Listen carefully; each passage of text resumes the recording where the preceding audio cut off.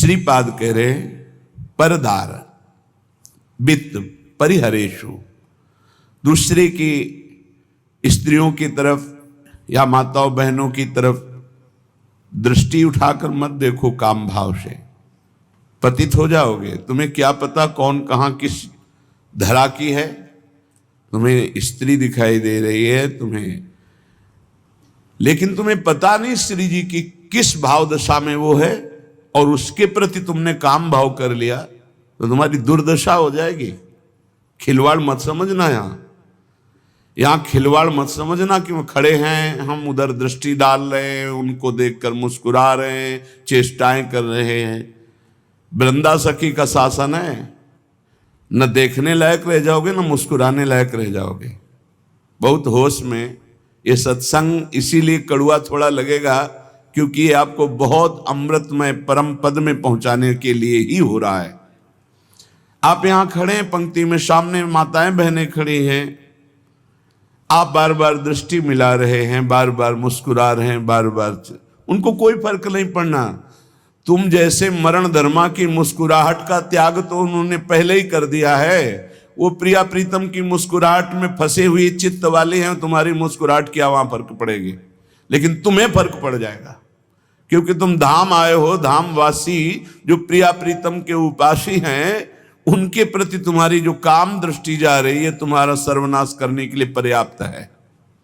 इसलिए वृंदावन अगर आए हो 1-2 दिन के लिए, 3 दिन के लिए, तो आंखें संभाल के, मन को संभाल के, वाणी को संभाल के, श्रवणेंद्री को संभाल के, तो यहां से माला माल होकर जाओगे। थोड़ा सा पुण्य, थोड़ा सा दान, थोड़ा सा सेवा, थोड़ी सी भगवत भजन की वृत्ति, ये आपके कल्याण के लिए पर्याप्त हो जाएगी।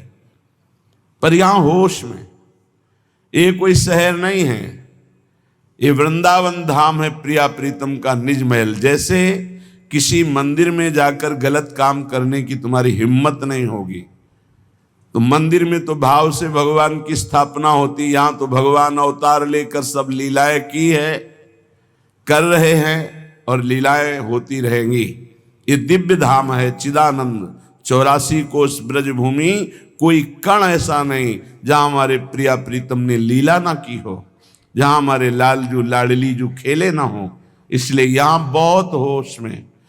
और जो धाम वास करते हैं उनको ये सहनशीलता रखनी है कि तुम्हारे साथ कोई भी बर्ताव हो, तुम धाम मत छोड़ना, महत पापों का नाश हो जाएगा तुम्हारे।